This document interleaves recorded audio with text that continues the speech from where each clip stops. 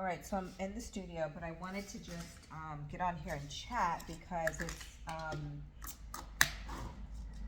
February, 12th, and we are, approaching almost 2 months into the new year. And the beautiful thing about life is that it just continues to grow, right? I mean, it just continues to, as they say, life. And we all start off. I've started off with great goals and ideas and visions, and for what I desire 2025 to be.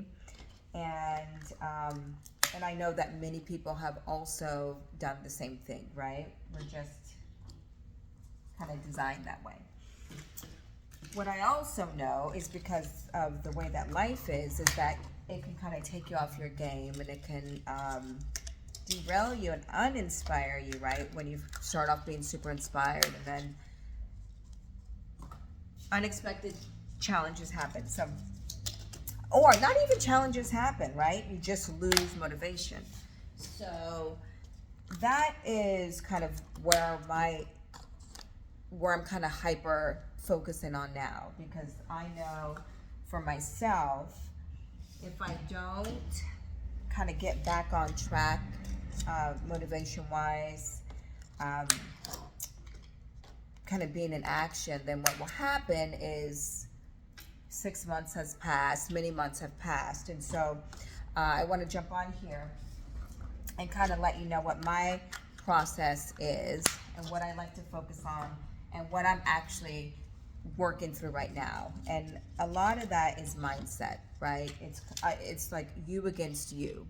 So we have the idea, we have the burst of motivation, the excitement, and what happens is if you do not act on that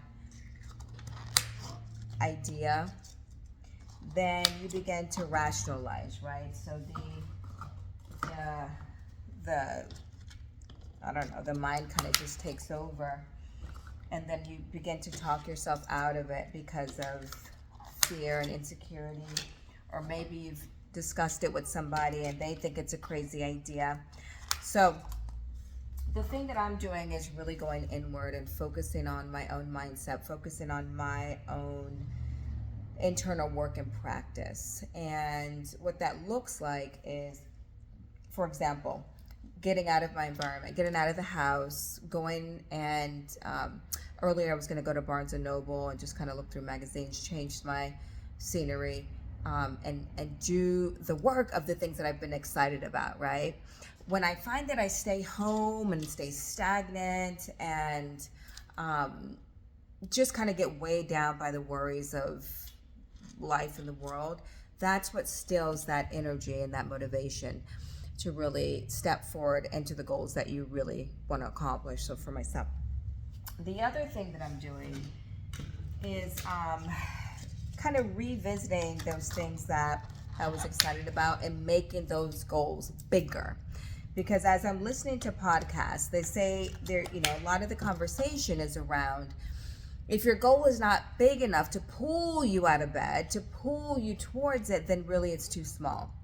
And when it's too small, it's too easy not to do.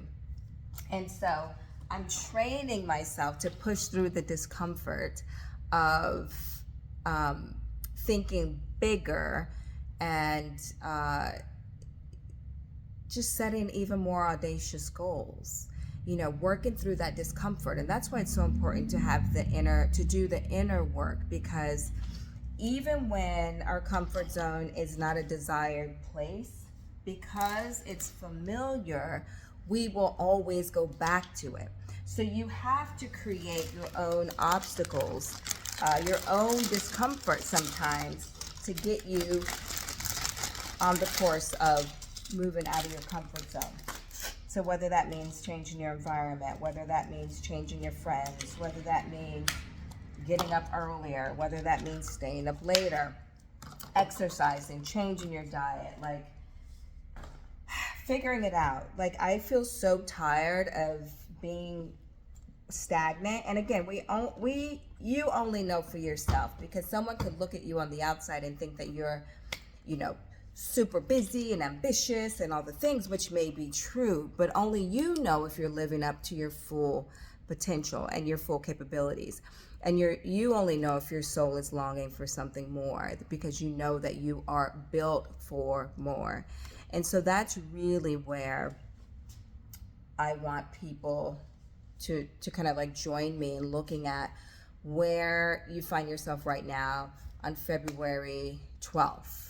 Because you don't want to look up and feel like you've wasted those early months of the new year with inactivity and frustration and like lack of dreaming and planning. Because what will happen is when it comes time for March, April, May, those months where you want to begin to reap the harvest, you want to be able to start planting seeds for what you can even reap for next year. Like, what you do now matters.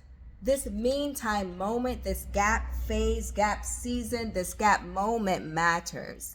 So you have to decide, what can you do to get yourself riled up and ready. Riled up and ready. And while you may still have to do the mundane activities, right, of whether it's behind the scenes in your business, or it's, you know, doing the dishes and doing the laundry at home, there's always something you can do to make sure that you're kindling that fire that's inside of you. I'm super passionate about moms, and specifically this kind of like multi-passionate mama that knows that she is built for more. She's built to hold more, built to have a greater capacity, built to manage and oversee an enlarged territory, right? We're built for way more than we think that we can handle. But there's the special woman who has that fire within her and knows that she needs to be in pursuit without neglecting what she's responsible for now. So even when you're doing those mundane activities, have a notebook handy, because you never know when the bursts of inspiration will come to you, an idea, an answer to a problem, a solution, whatever. You never know, a person you should contact, a resource you should read. So keep a notebook and pen with you. Listen to podcasts. Do things that are always going to be stimulating your brain, even in those mundane moments. I lose headphones like nobody's business.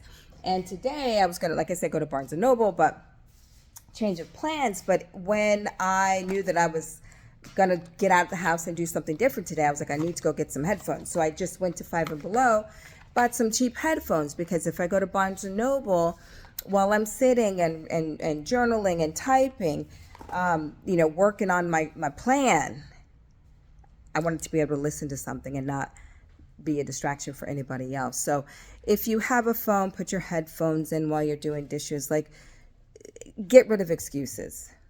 Get rid of excuses.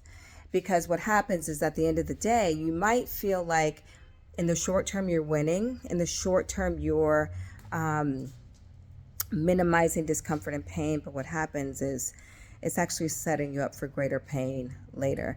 And there's no avoiding pain. Whether you're working out to get stronger or you're choosing not to do anything, there's levels of pain on both ends. You just have to choose your pain. Don't allow February to pass without you setting some goals and intention and putting them into practice, filling in that gap season, those gap moments of your moments right now. Because when March comes, you want to be ready to march. You want this time of winter, when we're supposed to be going inward, to be the most productive time that you've spent working on you and working on your purpose and working on your goals, working on your mission, working on your connections with people. If your goals are not large enough to pull you out, then you need to get brave and create bigger goals for you. This is your season. Get ready, because March is on its way. March is the only month that's a command. That's my birthday month. And you want to be ready when it comes to be in line to march towards your destiny. All right. So Lovely Tank here, aka your mama, on a mission inspiring women to bloom where they are planted. No matter your current season of life, there's always something you can do. All right. You take care. Signing out until next time. Bye-bye.